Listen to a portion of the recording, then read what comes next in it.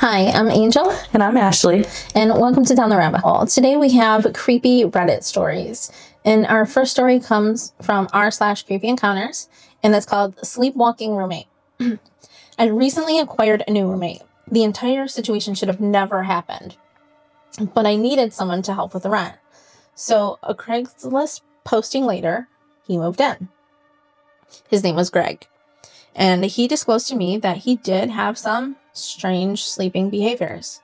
Sleep talking, sleepwalking, and night terrors. Okay, all creepy. All creepy. Funny thing was, I also had a history of sleepwalking, but only on rare occasions. So that should have been interesting. Both of them sleepwalking. They're supposed to protect each other. One's got to protect. What if they both sleepwalking at the same exact time? Pretty crazy. The first incident occurred about 1 week later when I heard him screaming in the middle of the night. Since we both slept in separate rooms on different sides of the house, the scream sounded distant, but close enough to scare me so much that I ran in and I checked on him. As I got closer to his bedroom, he stopped screaming. So I just went back to bed. For the next month, he had going back to bed. no after issues. After your roommate screams bloody murder, you're going back to bed. No. If somebody's... No. What if somebody's breaking in? You don't even know if somebody's breaking in. Screaming. No, in the middle of the night. No. I'm busting the door down. But it was expected, though. Yeah. I mean, I guess with the night terrors. Okay, but still. Okay. Then he says, then one night, I was woken up by screaming in my bedroom. I couldn't see anything in the panic, so I turned on the bedside lamp, and he was at the foot of my bed wearing some sleeping clothes, like athletic shorts and a t-shirt. Okay. Scared me. So I started screaming, and it woke him up. He apologized, and he went back to bed. Lock on the door. Putting a lock on the door. No. Then the scariest thing happened, as if that wasn't scary enough. Yeah. About 2 nights later, I woke up to clanking. It sounded like tools and hammers tapping. I turned on the light to see Greg kneeling down in a corner working on something with his hands. A few seconds after turning on the light, Greg froze, then slowly turned his upper body around and stared blankly at me while I lay in bed. You gotta go. Gotta go. I was beyond creeped out, so I slowly slid out of bed and left the house. After sleeping in my truck down the road, in an empty church parking lot, Okay. I returned to the house after about 8 in the morning. Greg was gone. All of his belongings were gone, no signs of him anywhere. It was like he never lived there. I didn't know any of his friends or family, so I had no one to call about him. Days turned into weeks, weeks into months. When I moved out after the lease was up, I was moving furniture out of my bedroom, and in the corner of my room where I last saw Greg kneeling down, I realized the floor vent for the air conditioning was loose. Inside the floor vent was an envelope with a ton of pictures of me sleeping. Nuh-uh. Oh my god. Oh my gosh. That is creepy. That's creepy. That's like serial killer type things. The pictures had handwritten dates and times written on the back of them. Okay, like if it wasn't creepy enough. The only other item that was in there was a whittled down wooden broom handle brought to a point. So kind of like a shank or like a stake, like a vampire stake. I truly believe Greg was preparing to kill me that night, and he realized it because it was the sleepwalking that Greg was doing. He left to save my life. It appears Greg had been coming to my room almost nightly, working on making the broom handle a stabbing weapon, and I never heard until the last night I saw him. How freaking creepy is that? I could not imagine, first of all, I would never let somebody move in my house, let alone an opposite gender, but That just creeps me out. And then you're going to have him screaming in the house, and then he screams in your room, and then you see him in the corner. No, gotta go. You gotta go. Get out. Go splash some holy water on you. Creep. Like, there is no way. No way. No, And how that's gotta be a common, not like that exact story, but people letting other people move in and stuff like that probably happens quite often. Probably. If you're Zach, then you're possessed every episode. Yeah. Okay, so I have another one for you. Okay. This one comes from Our Glitch in the Matrix. It's called I Am Losing My Mind. Effing mind. Okay. I was never one to believe in paranormal or whatever. I have no idea what the heck is going on with me right now. And I'm genuinely considering seeking professional help. Okay. I guess if you're not used to it, it would be kind of alarming. It'd be scary. Yeah, and if even sometimes when you're used to it, it seems like, okay, did I really just experience what I thought I did? So, I get it. I live in a really small shared dorm apartment with 2 roommates. There's this hallway that if you face it, there are 2 bedrooms to your right and 1 to your left, and a closet at the end of the hallway. Okay. The bedroom on the left is right next to the closet. So when we moved in, my roommate was always complaining that they got a closet instead of a bathroom. So like me and my other roommates, what we had in our room. The closet has a bunch of our shared stuff, including clothes, gifts, keepsakes, whatever. Common stuff in a closet. Mm-hmm. Today, I got back from visiting my parents, and I came back to put away some clothes from this closet.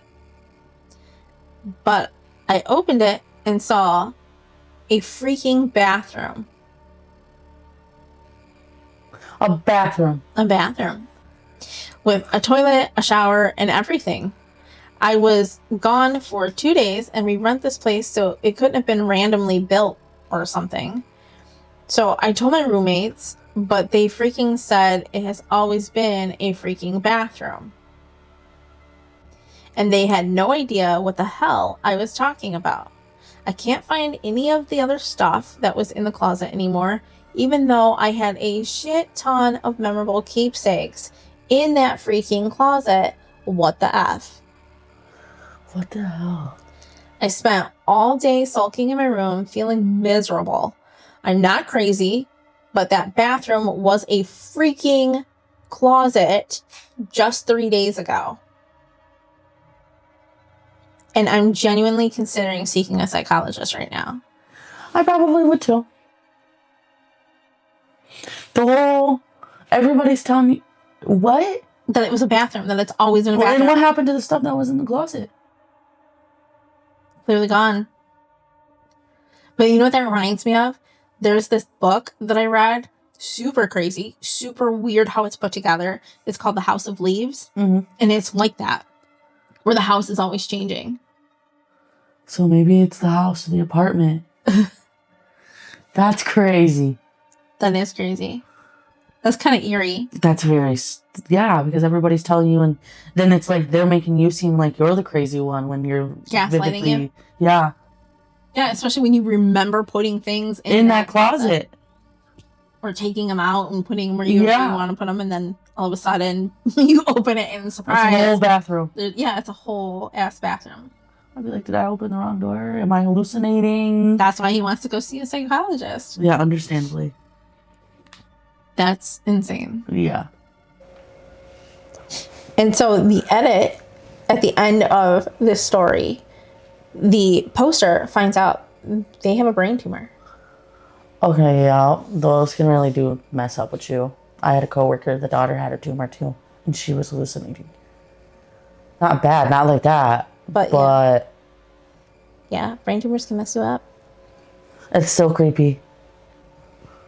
That is creepy. Next story, I have a few of them for you.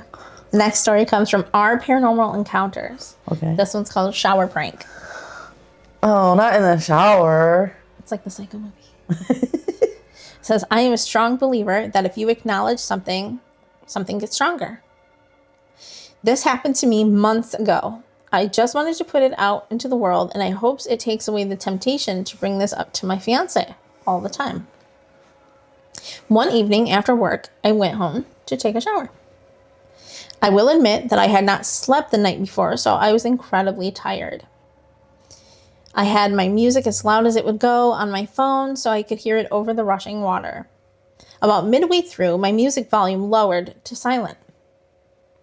I turned around and opened the curtain to find out why when my fiance pulled back the curtain a little bit, stuck his head in the shower, and grinned at me.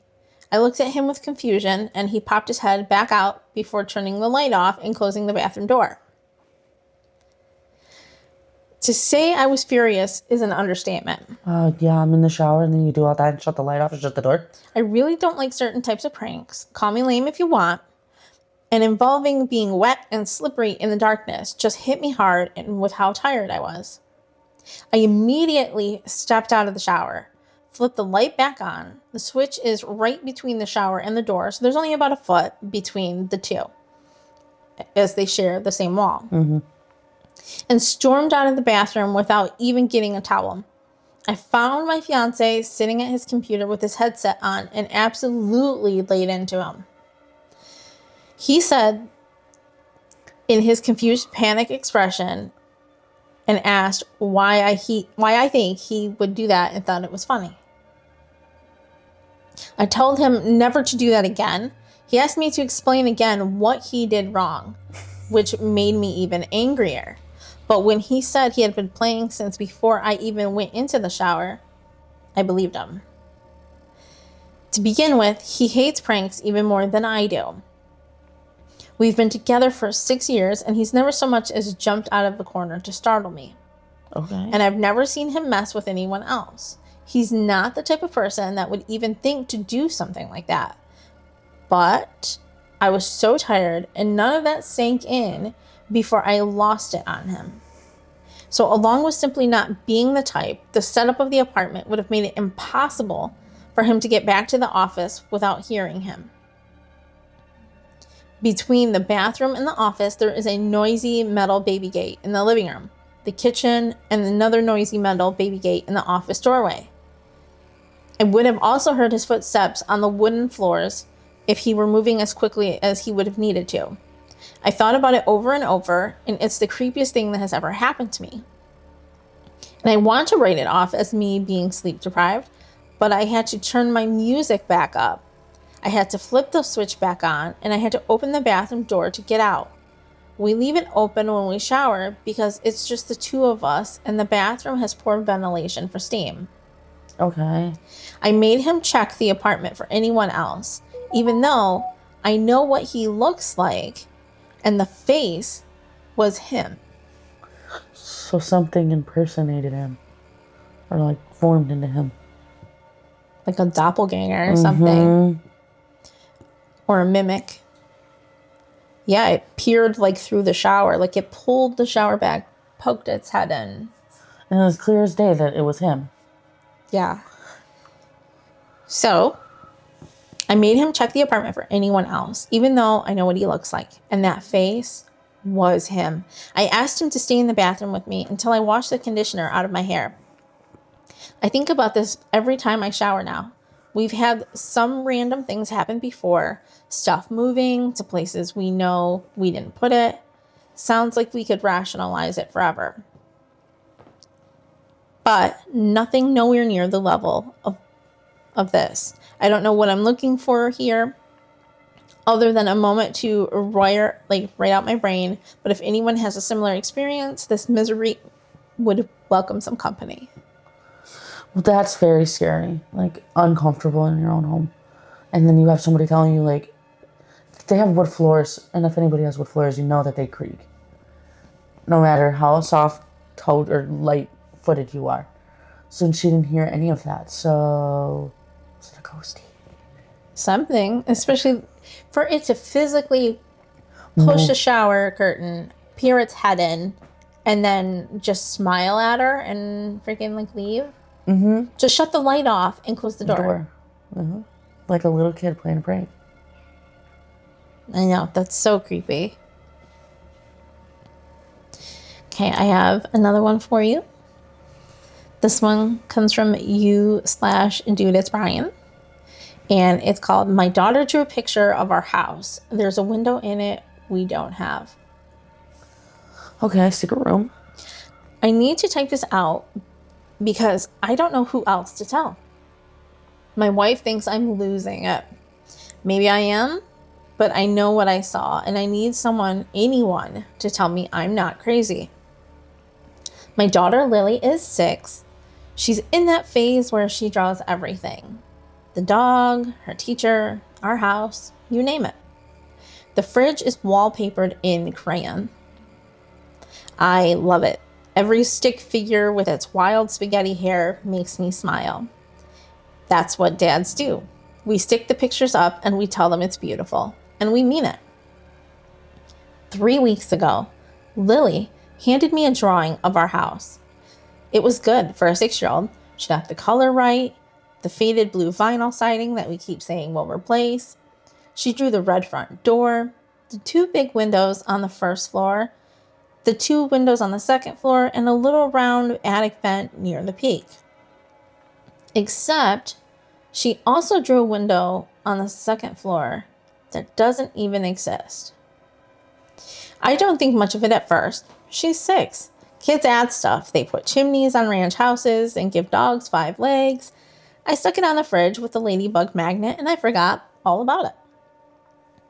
Then she drew the house again 2 days later. Same window, same spot, between our bedroom and the bathroom on the east-facing wall. In real life, that wall is just drywall on the side or on the siding of the outside. No window. Never has been one. I checked the original listing from the photos we bought the place in 2019. Still, no window. I asked her about it. I said, Lily, why is this window here? She didn't look up from her coloring. She said, that's the window where the man watches. I want to tell you my blood ran cold, or whatever people say in these stories. It didn't. I felt annoyed. I figured one of her friends at school had been telling ghost stories again. And this is Peanut, by the way. Hi, Peanut. Or she had seen something on that darn iPad when we weren't looking. Kids say creepy shit all the time. Yep. I have a buddy whose 4-year-old told him, you were nicer in your last life. Kids are just like that. What man, sweetheart? I asked. She says, the man who lives in the middle. I asked her what the middle meant, and she shrugged the way kids usually do when they're done talking about something. She went back to giving a dinosaur purple spots, and I let it go. Here's some context about our house. It's a 1987 colonial in a subdivision outside of Raleigh. 4 bedrooms, 2.5 baths, 2,400 square feet. When we moved in, the previous owners had already gutted and redone the kitchen and both bathrooms. Everything else was original, including, presumably, the layout. The wall Lily keeps drawing, the window sits between our master bedroom and the hall bathroom. On our side, there's a dresser pushed up against it on the bathroom side. There's also a linen closet. I've never given it a second thought in 5 years of living here. After the second drawing, I went upstairs and stood in the hallway. I looked at the wall.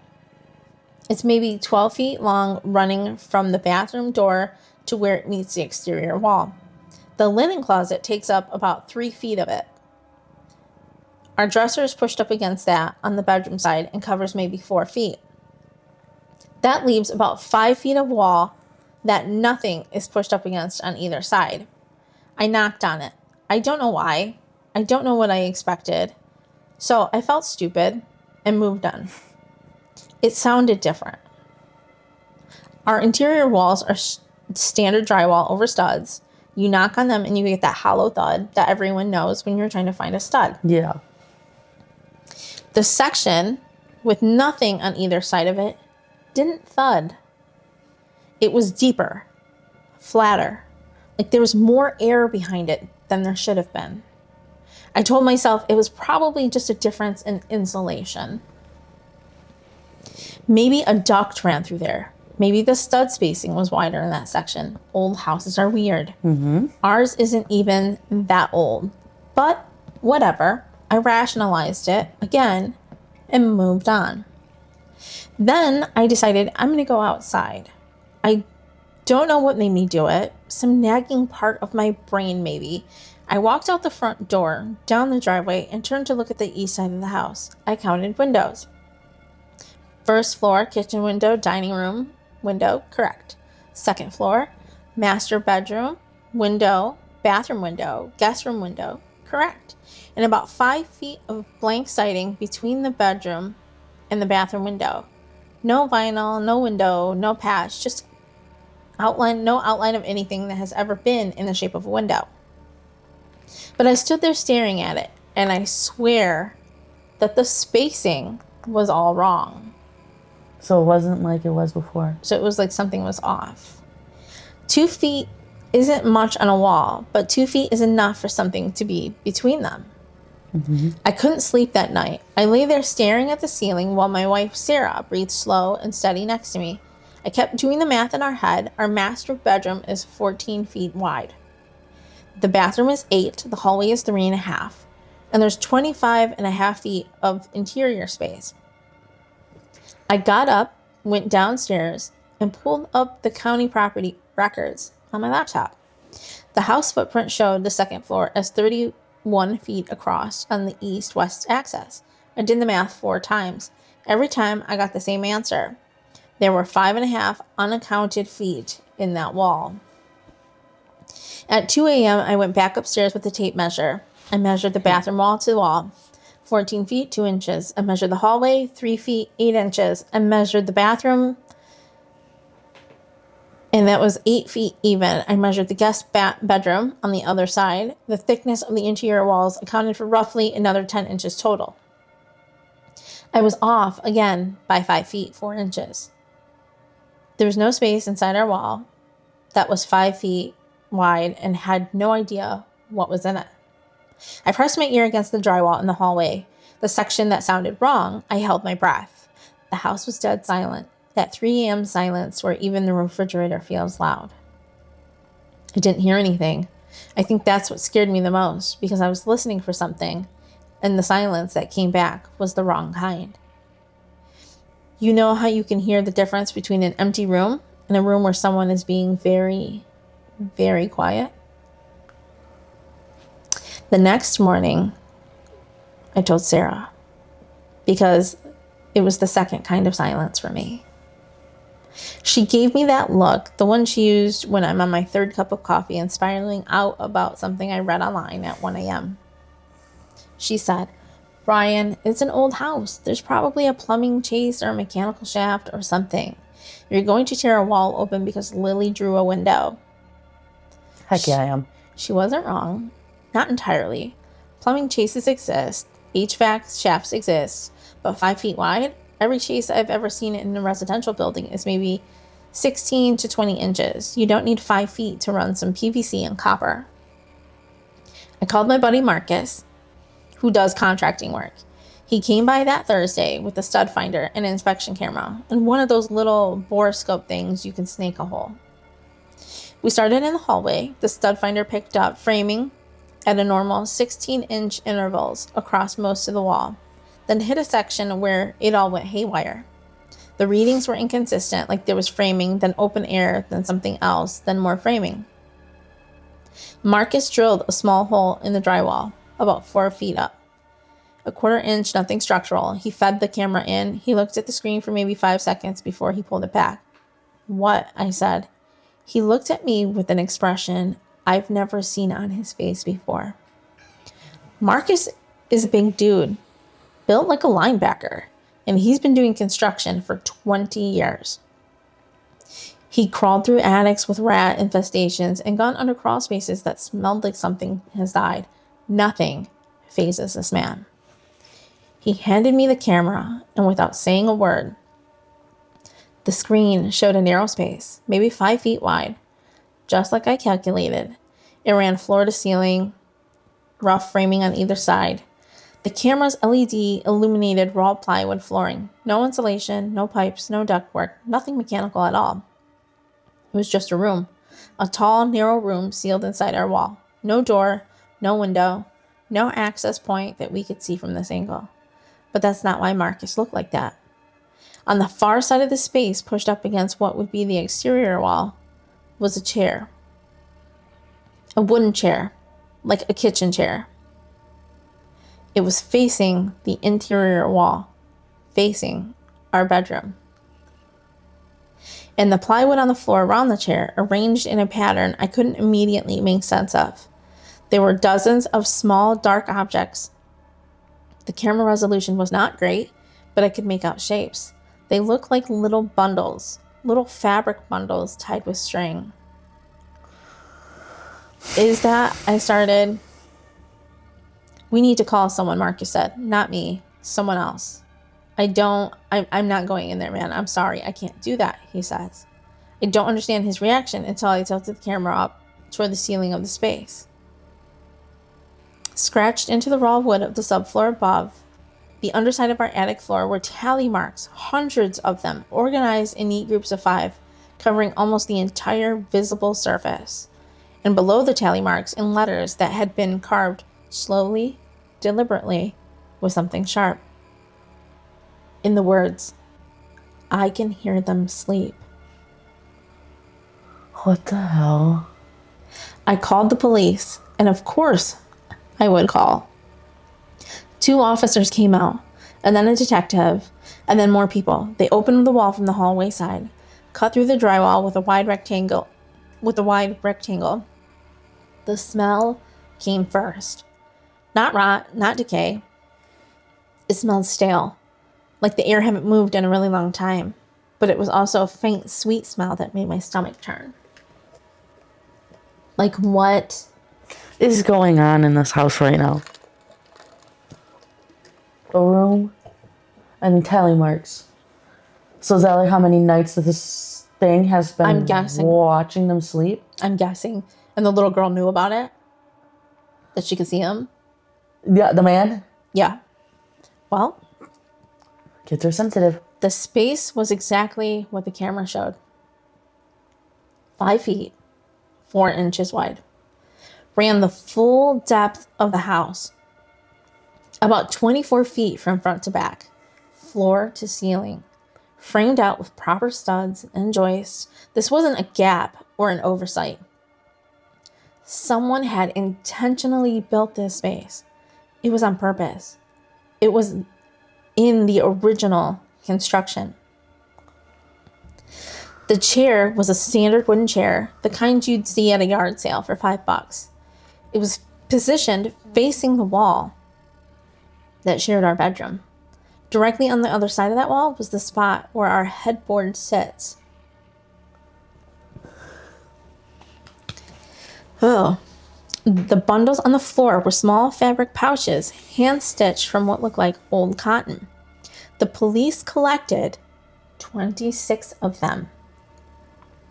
They wouldn't tell me what was inside them. Oh my gosh. I found out later from a friend at the sheriff's department. Hair. I knew it. Each pouch contained a small lock of hair tied with brown thread, different lengths, different colors. Our house had 4 different owners since it was built in 1987. That's 4 families, multiple people in each family. People who slept on the other side of that wall, never knowing. And the tally marks on the ceiling numbered over 3,000. So, how many years is that? That's what I want to know. I don't know. Offhand, I don't know. Let me grab my phone real quick. Let me see. You said 3,000? Yes, over 3,000. 8 years. Ew. So for 8 years, this thing has been keeping tally. Oh. So then the detective asked me if I'd ever noticed anything unusual in the house. I said no. Then I stopped myself because that wasn't true. I'd always wondered why our bedroom door wouldn't stay open. You had to wedge something under it or a drift would make it shut on its own. Slowly, like the house was exhaling. We always assumed the floor was slightly uneven. You know, old house. It settles. But then I realized the floor wasn't uneven. The wall was. 5 feet and 4 inches of hidden space. We'll do that. The weight distribution of our second floor was asymmetric in a way that no one had ever noticed, and it pulled our bedroom door gently closed every single time, sealing us in. The police found one more thing that I haven't told Sarah about. On the wall, facing our bedroom, at about chest height, someone made a hole. Not a big one, but maybe in the diameter of a pencil. It went clean through the framing, through the drywall, and came out behind our dresser. I moved the dresser. The hole was there, clean, round, and angled slightly downward toward our bed. It had been patched on our side at some point with a tiny circle of matching paint, but you would never see it unless you knew where to look. I've been sleeping 6 feet from that hole for 5 years. The police are investigating. They pulled the original building permits and are trying to track down the contractor who built the house in 1987. The original owner died in 2004. The second and the third owners have been contacted, but not even one of them knew of the space. So it had to be the first owner. But here's the thing that keeps me up at night. The thing I keep circling back to. Those tally marks? Over 3,000. If you assume 1 mark per night, and the neat, methodical grouping in 5s suggests that that's exactly how they were counted. That's over 8 years of nights. Our house was built in 1987. The first owners lived there from 87 to 96, so 9 years. The second owners, 96 to 2008, that's 12 years. The third owner, 2008 to 2019, 11 years. Us, 2019 to now, 5 years. 3,000 tally marks don't fit inside any single owner's timeline, but they could fit across several. Which means either someone sealed themselves in that space for 8 straight years, no food, no water, no door, or someone has been getting in and out without any of us ever knowing. I've looked everywhere. There's no hatch, there's no latch, there's no hidden door, no panel. This space is sealed. It's framed, drywalled, and sealed on every side.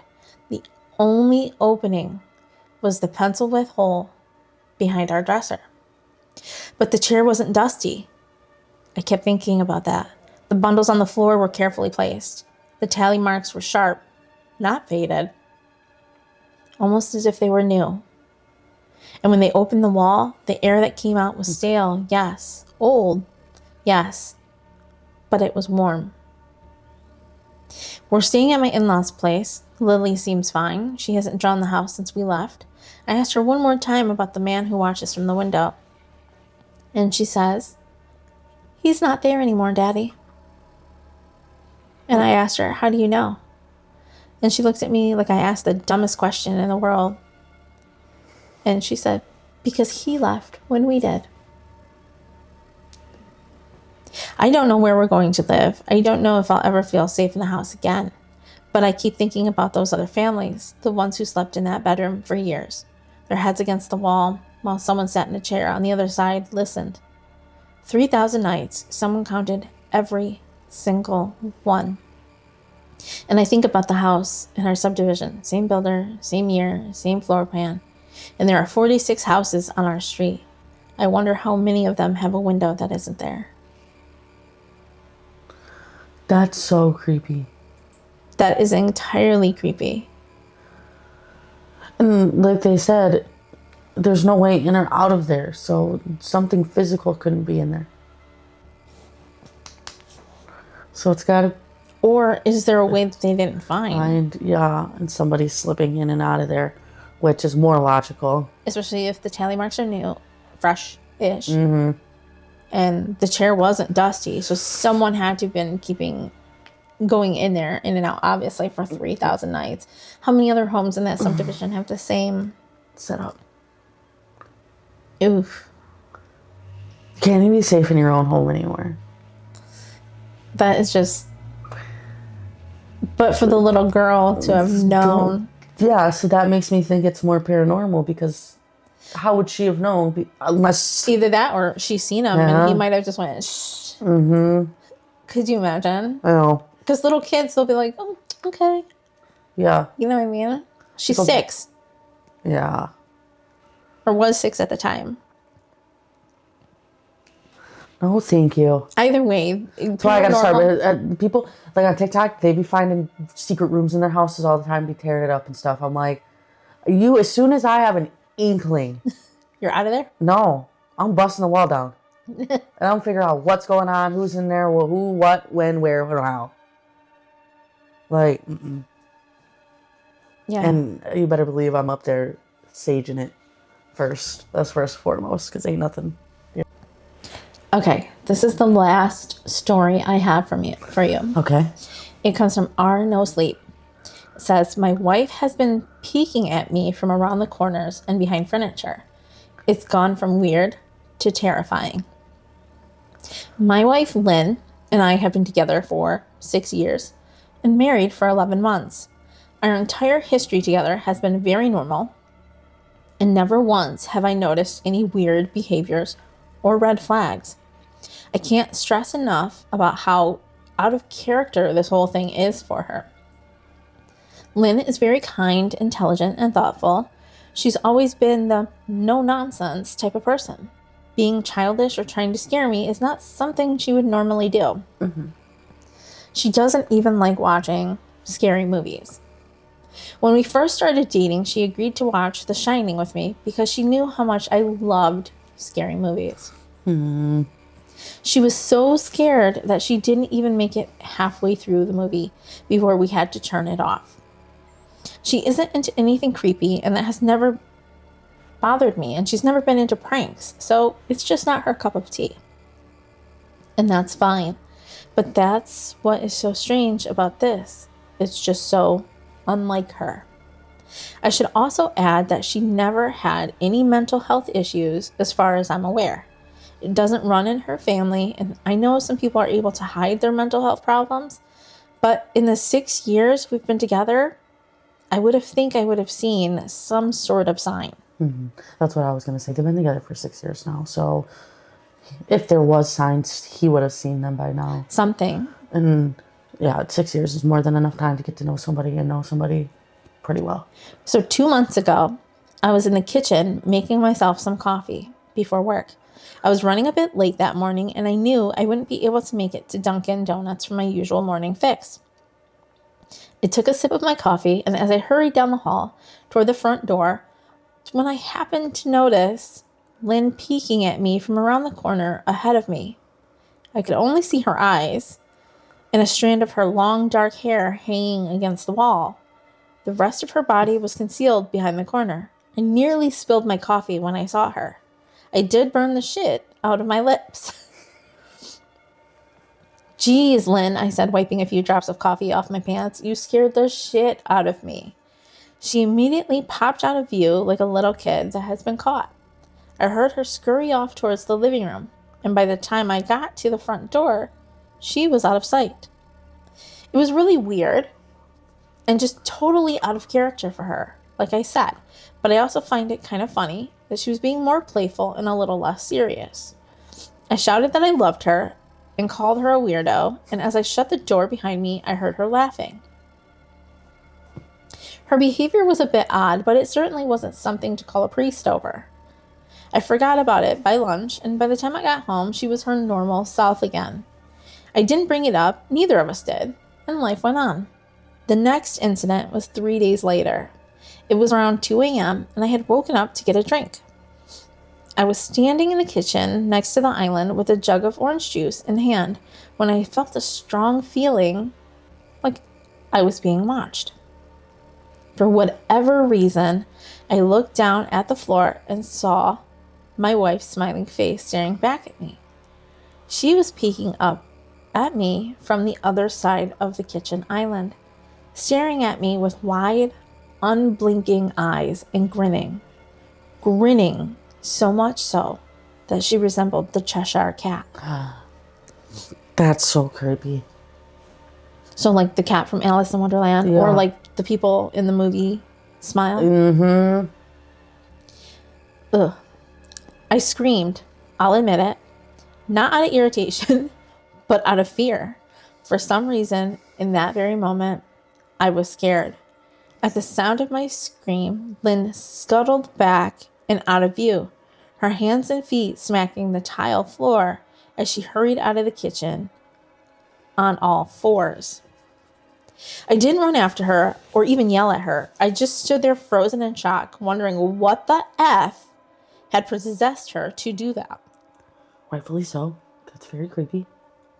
It took me a little longer than I'd like to admit to go back upstairs, but I eventually did.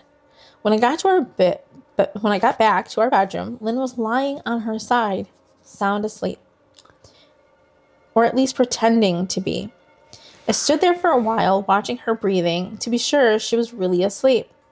I had the feeling she might jump out at me the moment I got into bed, but she didn't.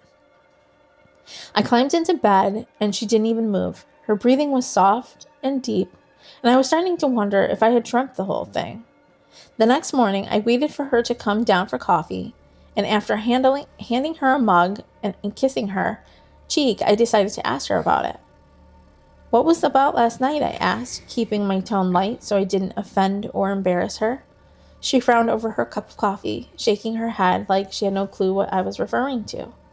You were peeking at me from over there, I said, pointing at the spot on the floor in the kitchen. She followed my gaze, and when she looked back at me, she burst out laughing. She laughed so hard that I couldn't help but join in. You creeped me the freak out sometimes, you know that? I said. She giggled and set her cup on the counter and wrapped her arms around my neck. And she said, you creep me out all the time, so I guess we're even, she teased. We said our goodbyes and left for work. As I drove away, I kept thinking about how creepy it had been seeing her grinning at me from behind the island like that. The sounds her hands and feet made on the floor as she crawled away. I told myself she was just trying to be silly and just trying to join me in my love of all things scary. Mm-hmm. It's not like I was afraid of her, but it still didn't sit right with me. I started seeing her peek at me more and more.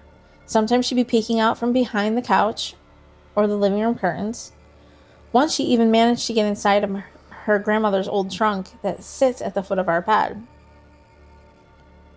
I might not have even known she was there at all had the trunk's old hinges not given her away.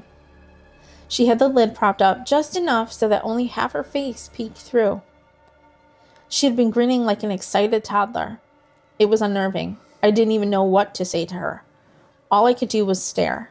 When I finally found my voice, I asked her why on earth she was doing this. She didn't answer, but she had slowly closed the lid, shutting herself inside the trunk. I just walked away feeling disturbed. I didn't understand why she was doing it, but it clearly made her happy. I just hoped that there would be an end to the game quickly. Lynn didn't peek at me for the next 2 weeks. I started to think she was done with her weird prank and that I was relieved. We were watching a show on Netflix one night, and I jokingly said that I hadn't seen her peeking at me lately and that she must have had given up on her spy game. She looked at me with a small smile and said, maybe I've just gotten better at it. I didn't say anything, but I wondered whether or not she was joking. For the next few days, I couldn't stop thinking about what she said.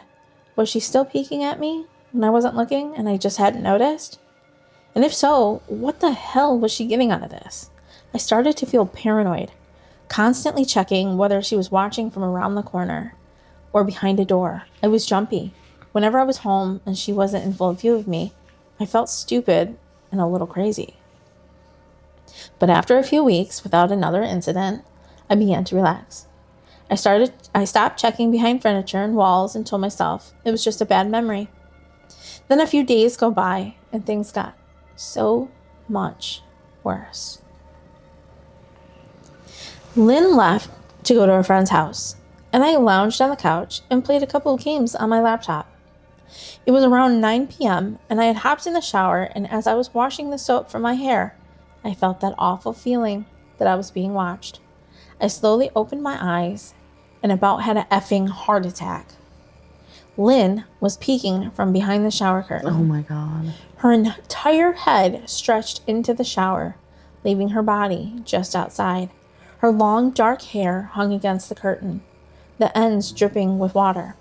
Her mouth hung open with a terrible grin, eyes wide and red as if she hadn't blinked in a while.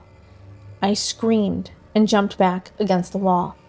She didn't move, nor did her smile waver. Her makeup ran down her cheeks, 2 black streaks. She looked giddy and completely deranged. I was effing terrified. We stood like that for a few moments, neither of us saying a word. Finally, after what felt like forever, she slowly pulled her head back out of the shower, and I watched a blurry figure through the curtain as she moved backwards towards the bathroom door. A second later, the bathroom door slammed shut, hard enough to rattle the mirror. I screamed again and jumped out of the shower to lock the door. I stayed inside the bathroom for over an hour. Maybe I overreacted to some of you, but joke or not, I wasn't going to put up with the crazy shit anymore. That's what I kept telling myself as I paced in my bathroom, stopping to listen at the door every few minutes. Suddenly, I heard a muffled sound, and I pressed my ear up against the bathroom door. Straining to listen, I couldn't hear anything, but I envisioned Lynn standing on the other side of the door, giggling at her joke. I felt a surge of anger. I was beyond pissed at being made to feel scared in my own home, and made it to hide in the bathroom for an hour. All for what? Some joke? If it was a joke, it was an awful one. Yeah, I feel afraid in your own home. It's got to be terrifying. And of your spouse that you've been with for so long. Yeah, and they're acting totally different than what you're used to. That's scary. So I said, what the F, Lynn? This shit is getting really annoying. I've waited for her to apologize or to call me a jerk, but instead I heard a faint moan. So quiet, I wonder if I heard it at all. And then, complete silence. Lynn? I called out, not able to hide the shakiness in my voice. I got no response, just my heavy breathing. I swear, Lynn, just effing stop, I yelled, pounding my fist on the door. I waited for her to cuss me out. Something, anything, I would expect from her. I've never screamed at her before, but there was nothing. Just the occasional drip of the shower head. I won't deny that I was scared, too afraid to open the damn door and face my own wife. I waited another 30 minutes or so, which felt like a effing lifetime when you're scared. Finally, I decided I wasn't going to spend the night hiding in my bathroom. So I got down on my knees and peered under the door. I almost expected to see her face peeking back at me, but thankfully, I didn't. I could see straight down the hallway to the top of the stairs, but no Lynn. I decided if I should be happy about that or not. I looked for a few minutes, waiting to see her head pop up, but nothing ever came. I stood up, my hand hovering over the doorknob, and mentally preparing myself to open it. I slowly turned the lock with shaking fingers and was about to yank it open when I heard a sound that still makes me feel nauseous when I think about it. A moan, louder than before, but this time I was able to tell just where it was coming from. I turned my head to the closet door, as if in slow motion, and locked eyes with my wife, who was peeking out at me from the slight gap. Her eyes still wide as ever, and her mouth was hanging open in the most grotesque, gaping smile I'd ever seen. How creepy. Oh my God, how creepy. I didn't even scream. I was too scared to even do that.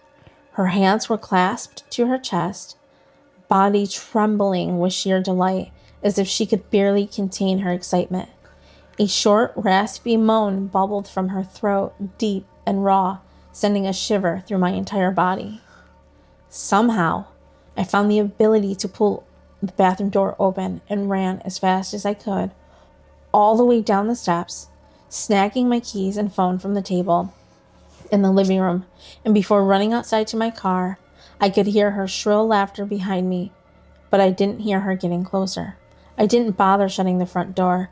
I drove away from the house faster than I legally should have, shivering the entire time, either from fear or the cold, maybe a little of both. I hadn't grabbed a coat or even a pair of shoes, but I was still in my boxers and my hair was still damp. I drove straight to my brother Chris's house, about 40 minutes away, ignoring any and every call and text I got. I didn't check my phone until I was safely parked in my brother's driveway. Lynn had called 4 times and sent a flurry of texts, all wondering where I had gone and why I had left like that. I threw my phone at the dash in rage, furious at her nonchalant attitude. My brother and his wife were surprised to see me, especially dressed in just a pair of boxers. But they told me to go ahead and stay as long as I needed. My brother lent me some clothes and asked me what happened. I told him Lynn and I had a fight, but didn't get into details. I didn't want him to think I was overreacting, leaving my wife over a prank, or even if it was one, a strange one. I mean, I encouraged her years to lighten up instead of being so serious all the time. I had wanted her to relax and loosen up, but this was definitely not what I had in mind. I tried to sleep on their sofa, but my brain wouldn't let me. Every time I closed my eyes, I saw Lynn's face staring from inside the closet. Knowing that she had been there with me the entire time made my skin crawl. She never freaking left the bathroom at all. Instead, she slipped inside the closet and slammed the door shut to fool me. The mere thought of going back home gave me anxiety. I tossed and turned, unable to sleep, Chris ending up giving me a sleeping pill, so I was able to get a little rest. That is insane. Excuse me. Yes, it is. From having somebody go from acting themselves to this, I don't even know how to describe her, but it sounds creepy. It sounds a little more than a prank. And why would she be holding this prank out for so long? And especially, he just ran out of the house in his boxers. Like, he's terrified. And it takes a lot to be scaring a man. Yeah, especially for them to run out, like you said, in their boxers, not giving a care at all and just taking off. Okay. My sleep was filled with terrible dreams, all of Lynn's smiling face. I woke up just as the sun started to rise.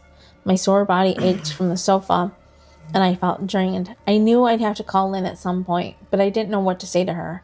I wouldn't be going back home unless she gave me her word she would never do any more creepy shit.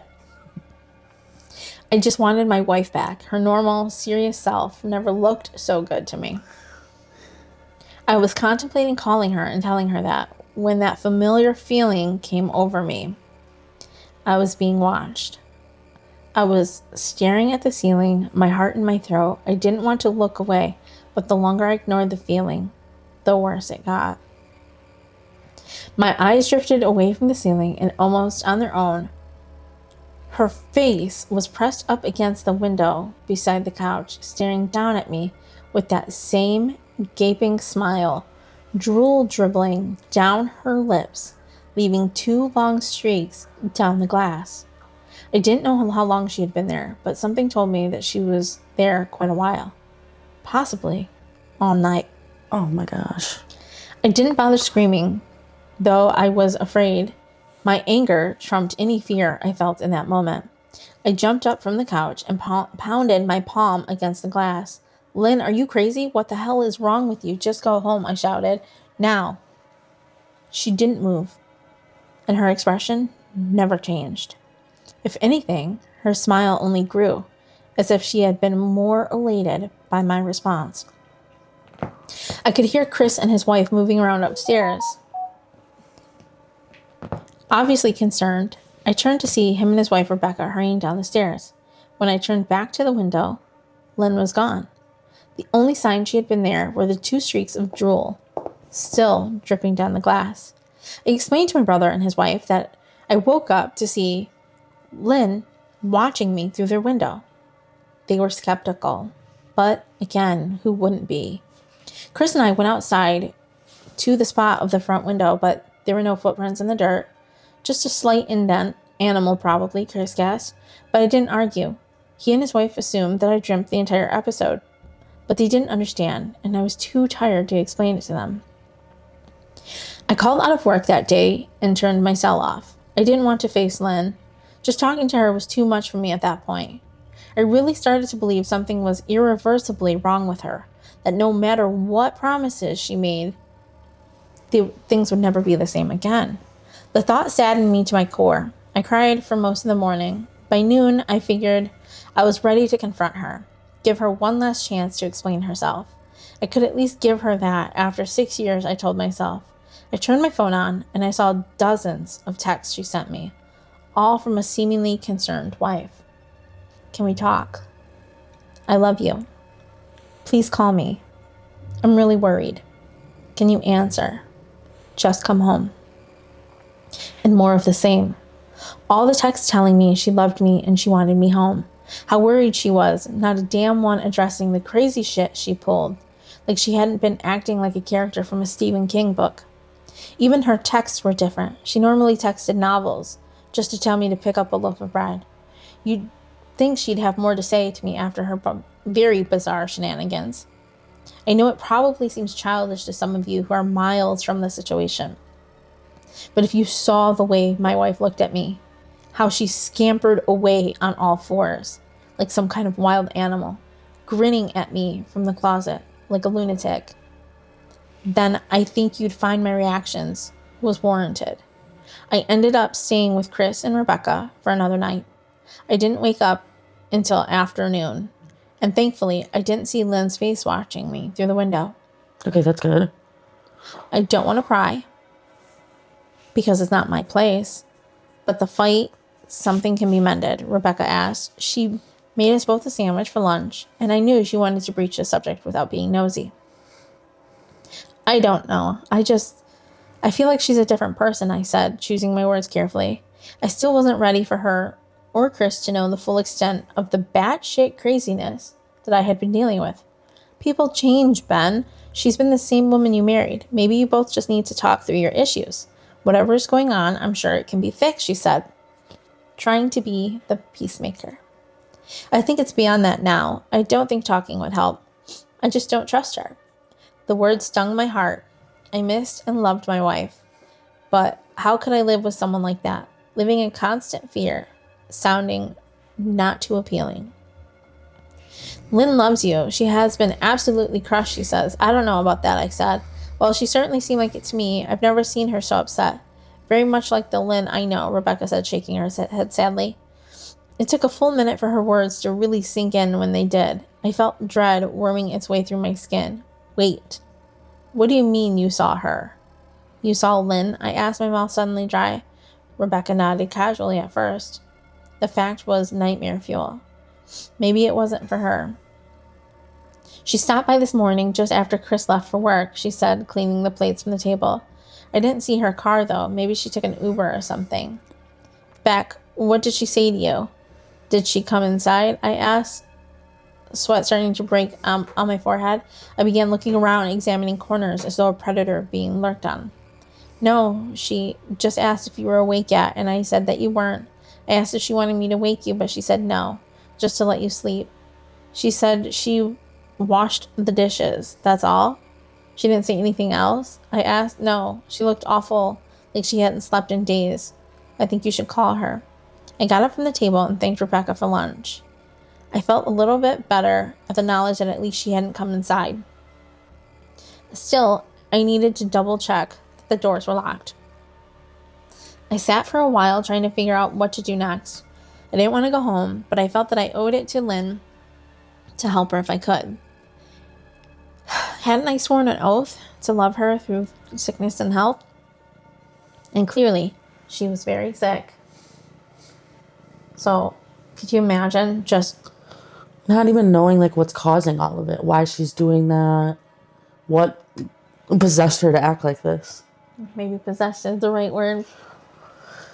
Well, she's acting completely out of the norm and like stalking her husband around corners and stuff. Like, that's got to be creepy. Like, I can see pulling pranks like that every so often. Like, maybe not that exact same one every time, but like, you know, doing it to just be funny and scare them. And like, okay, everybody's had their laugh. Let's move on. But the bathroom thing, Yes. that was a little too far. I sat for a while trying to figure out what to do next. I didn't want to go home, but I felt that I owed it to her. If she was sick, which I truly believe she was, I had to try to get her the help she needed. But I didn't even know where to start. I didn't want to call the police, and besides, what was I going to tell them? My wife was peeking at me? That she was being creepy? And as bizarre as she has been, she still hadn't committed any crime. Not yet, anyway. The police would have probably said that I was overreacting, but this wasn't some prank. It felt wrong. Dangerous even. Like something sinister lurked behind her smile. I knew as her husband, I was well within my rights to have her committed. Wow. That's a lot. Well, I mean, I guess we're not in his position to have gone through that. But what if she simply acted normal in their presence? She obviously been able to fool Rebecca into thinking she was just a concerned wife. As long as the doctors didn't find her a danger to herself and others, they'd have no choice but to release her after 72 hours. I felt lost and overwhelmed. So I did what any husband in my position would do. I called her mother. Ooh, not the mom. I didn't want to. Believe me, her mother, Marianne, and I were never on the best terms. We've never fought or anything like that. She just wasn't a very warm person and wasn't really easy to get along with. She hardly ever smiled, and when she did, only her lips would move into a thin-lipped smile, leaving her eyes as blank as before. She gave off this aura that felt like she was permanently on the offensive. I'd only met her twice. Both times were such short visits that I got the impression she didn't approve of me for her daughter. Lynn always ushered us out quickly as she didn't want me to feel uncomfortable, which I was grateful for. Being in her mother's company felt almost unbearable, like walking on glass. I was glad when we moved 3 states away so we didn't have to see her often. I was happy to avoid the woman, but I needed her help. I really didn't want her to talk at all, but I had to talk to someone who knew Lynn better than I did. So I gripped my teeth and did what I had to do. Yes, she answered, already sounding irritated. Marianne, it's me, Ben. Do you have a minute to talk? I asked. I could hear her click her tongue in irritation. In the middle of writing some checks, but if you insist. I suppose I can spare a moment. What is it? What do you want to discuss? She sounds really mean. She doesn't sound very nice. Not a very welcoming person, that's for sure. Like, you can't pause your son-in-law's calling you for a second. And if he never calls you, then it's probably something important. Yeah, what if her daughter was hurt? Mm-hmm. It's about Lynn. She's been acting strangely. And I was wondering if you had any idea whether there was something. I was quickly interrupted. It was a bit difficult to follow your rambling, Benjamin. What is it that you want from me? She asked. I could almost see her standing there in her thin sweater and slacks, tapping her fingernails impatiently on the table. I wanted to know if you've ever noticed anything odd or odd behavior, possibly mental health issues. In Lynn, there was a long, uncomfortable pause that I couldn't tell was there because if she was thinking or something else. Finally, after a few seconds, she spoke. I'm not sure if this is one of your jokes, Benjamin, but if so, I don't find the humor in it. Now, I do have business to attend, as I said, so if you don't mind, she said, but I cut her off before she could get rid of me. Marianne, it's not a joke. I'm sincerely concerned about Lynn's mental health. Her behavior has been very erratic lately, and I'm very concerned. As her mother, I figured you would be as well. I said with my frustration evident in my voice. If you're truly concerned, then I suggest you get the health professionals involved. I don't know what you expect of me, she snapped. I could tell you she was seconds away from hanging up, and for some reason I was desperate to not let her. I had the feeling she knew a lot more than she was letting on. Please, if not doing it for me, do it for Lynn.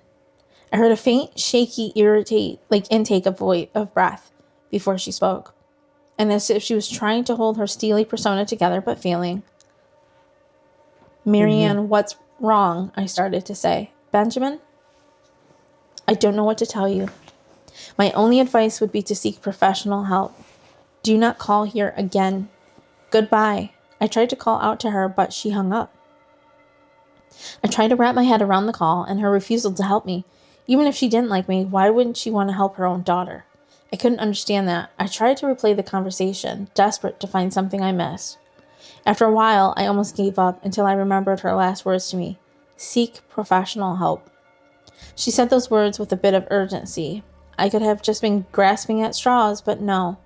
I was sure her voice had changed ever so slightly when she said that, as if they were very important. What had she meant? I assumed she'd been referring to medical professionals, but maybe she was referring to someone else. Someone that didn't, for some reason, feel comfortable saying directly. Or maybe I was just desperate.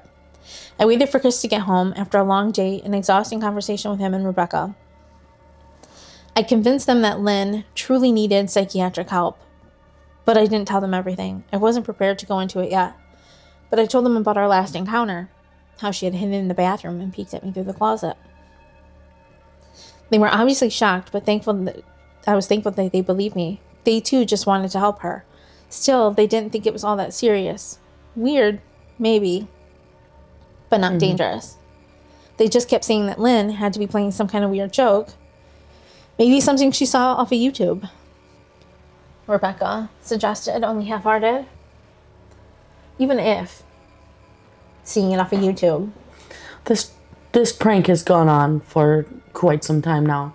I feel like somebody wouldn't let it go on for this long, especially with their husband not being in the house. Yeah, him leaving and just be like, I'm not coming back until you stop acting like this. Yeah. I mean, because people can only take pranks for so long and then it gets tiring. It's knock it off. I'm tired. Stop. It's annoying. Especially it being completely out of character for his wife. Her being serious and then her not liking anything scary to going from, hey, check this out, and being completely scary. Yeah. I don't know. Chris didn't think we should involve the police just yet. He offered instead to go with me, and I readily accepted. He reasoned that calmingly talking to her and trying to coax her into going willingly was the best recourse. I agreed to do it his way. At least I wouldn't be going home alone. We drove over the morning just after breakfast, and there was no way I was going at night. When we pulled into the driveway, my stomach began doing somersaults. Her car wasn't there, but I still didn't let my guard down. The front door was ajar, and for a split second, I thought we'd see her eyes staring through the gap.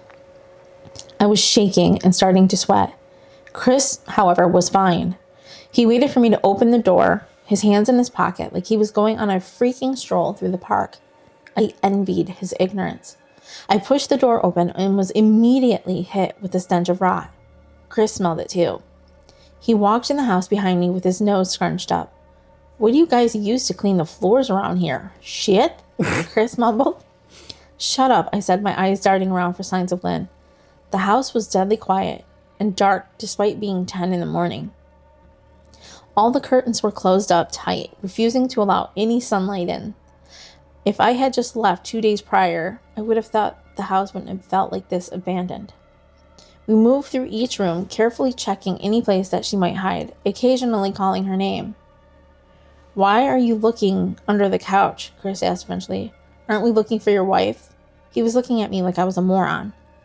Let's just go upstairs, I whispered. He shook his head, but followed me up the stairs to check the bathroom and spare bedroom. On the way up, shoes crunched over pieces of glass that looked like they were littered all over the steps. I noticed one of Lynn and my wedding portraits that hung on the wall, and the staircase had been smashed. The frame hung crookedly, all the glass removed. I stared at the picture, a lump forming in my throat. We had taken the photo just after leaving the church and after saying our vows.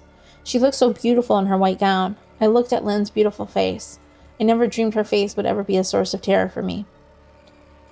We climbed the rest of the steps and checked the spare room, but it looked completely untouched. I was hesitant to go into the bathroom, my fear from the night coming back to me all at once. Chris noticed and offered to go in by himself, but I couldn't let him do that. So we walked in together, checking the closet, the shower. The bathroom looks like it hadn't been touched since the night I left. I don't think she's here, Ben. Why don't you pack some clothes and we'll try coming back tomorrow or something, Chris said. I nodded and went into our bedroom and shoved some clothes into a duffel bag. When I checked inside our closet, I came across the source of the smell and gagged. Chris took a look at me and lost all color in his face. He had to go by the stairs to get away from the sight and smell. I gazed down in shock at what lay inside my bedroom closet. Soaking into the rug were at least a dozen eyeballs, all carefully laid out in pairs. Some were as large as a quarter, while others were as tiny as a marble. I stared down at the eyes she had collected from small animals and wondered how she had gotten them and shuddered at the thought. Man, I thought I had it bad with Becca's shoe addiction, but F me, your wife's been in here collecting eyeballs, Chris said, gagging. Ben, I think we should go, he called from the hall. I'm getting nauseous. All right. I grabbed my duffel bag and shut the closet door on my new nightmare. I stepped into the hall and took a deep breath of air. I could taste the rot on my tongue. I couldn't help but gag. Who the F lines up eyeballs in their closet like that, Chris mumbled. I tried to tell you she needed help, I said. She doesn't need help, Ben. She needs a effing exorcist, he said. You coming or what? I can't stand the smell any more. The words died in his throat, and his eyes grew wide with fear. I didn't ask him why. I could feel it. Someone was watching me, and I didn't think it was the eyes in the closet. I turned around, my eyes slowly scanning the bedroom. Christ, I whispered. I finally saw what we've missed. Under the bed, curled on her side, watching us with excitement as a kid on Christmas morning, was my wife. She held her hands together just under her chin, and they were shaking eagerly. Now that she knew she'd be fine, that she would be found, I could hear the quiet noises she was making, a sort of hiccuping sound in her throat, as if the excitement was just too much for her. It was unnerving to say the least. Wide eyes and that same huge smile. Everything in me told me to run, but I forced it away. It was my wife. No matter how twisted she was still the woman I married. I had to help her. Lynn, I said softly. She didn't respond, but her head bobbed back and forth in two quick little movements, as if she was nodding. Baby, I just want to help, okay? Can you just let me do that? I asked. I'd taken a single step forward, approaching her like some kind of dangerous animal. I love you, Lynn, I said softly, taking another step closer. She let a tiny moan escape her wide open mouth as I had to resist the urge to run. Her shoulders were starting to quiver, and her eyes grew as large as saucers. I crouched down so I could see her better, and immediately saw the blood. Her hands were covered in it. They trembled more as the closer I got, and she was barely able to contain herself. Lynn, are you hurt? You're bleeding, I said. She bobbed her head again, her bloody fingers moving up and down as if playing an invisible piano. They occasionally grazed her chin, leaving smears of blood on her skin. I wanted to recoil in disgust. The smell that was coming off of her was revolting. I could feel the vomit trying to climb up into my throat. Her lips were dry and stretched and thin. Blood was seeping between the cracks. I knew she wouldn't come out on her own, but I didn't want to leave her in the state she was in. I scooted closer and reached out to her. The exciting hiccup sounds got louder as her hand shook, flexing her fingers. It was then that I could see the blood oozing from in between her fingers. Oh my gosh, Lynn, you're bleeding, I said instinctively. I reached out to take her hand, but before I could even touch her, her hand sprang towards me. A sharp pain shot through my arm, and I fell back on my ass. My arms burned, and I could see the blood dripping down onto the carpet. I looked back at her in shock and saw her grinning madly, her fingers clutching a large shard of glass. You all right in there? Chris asked from behind me. I turned my head slightly and nodded to him, cradling my arm to my chest. When I turned back to face Lynn, I saw that her focus had shifted. She wasn't looking at me anymore, and she wasn't smiling anymore either. She was staring past me, her eyes glaring at Chris the way a hungry lion might stare at an antelope. Her mouth was still hanging open, but it was twisted into a snarl. I got to my feet and began walking backwards down the hall, afraid to take my eyes off of her. Are you bleeding? Chris asked. The moment the words left his mouth, Lynn started fast scooting out from under the bed with the glass shard in her fist. Chris, run, go, I yelled. He must have been too afraid to move, because the second I felt my back bump into him, he was standing at the top of the stairs, staring at the horror that was my wife.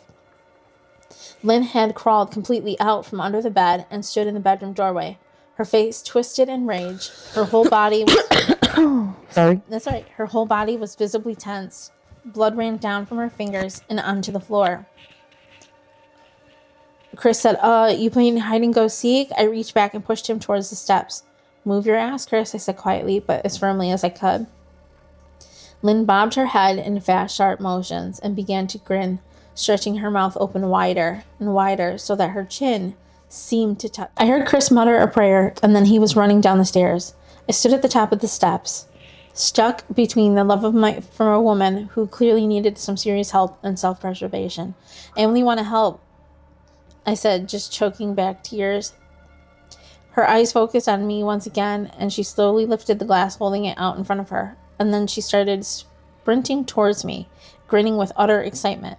Thankfully, my body took over, and I flew down the stairs, and skipping 2 or 3 at a time. I made it to the front door before I felt her leap onto my back, wrapping her arms around my neck, her mouth open wide next to my ear so I could hear those terrible hiccuping sounds up close. I shook her off, knocking her to the floor, but I felt a searing pain in my back as she went. But I tore open the front door and bolted to the car. Chris was standing in the front yard, talking on the phone with the police. I didn't say a word. I just ran into the car and jumped in. Chris took the hit and followed me, still on the line with 911. I watched in the rearview mirror, sure I'd see her there, running after us, but I never did. I went straight to the ER and got 11 stitches in my arm and 3 on my back. The police asked a lot of questions and went back to the house to do a search, but of course, Lynn wasn't there.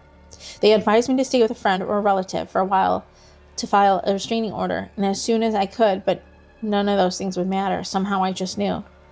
I dropped Chris off at home and went to a motel an hour away. I wanted to put as much distance between me and Lynn as I could.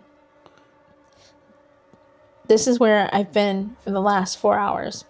I thought maybe the police would find her. Maybe they'd get her the help she desperately needed. But now I don't think so, because 40 minutes ago, I got a text from an unknown number. Just 3 words. I found you. And a picture attached. The picture was dark, greeny, but I instantly knew what it was. There was no mistaking my wife's eye. I started typing this out immediately after. I don't know what to do. I'm alone and scared, and I can't help but feel that I'm being watched. Oh my goodness. This poor dude can't get away at all. That smile, he probably sees that in his freaking sleep. Yeah. He's probably looking around every corner, expecting her to be there. Being paranoid over everything, especially the person you've known for 6 years. Nothing like this has ever happened. And then out of the blue, after watching The Shining, I can see if they were watching Smile. Yeah. And then this was a prank, a one-time thing. Yeah. And then, okay, cool, creepy, fine, haha, you got me. But this went on for days.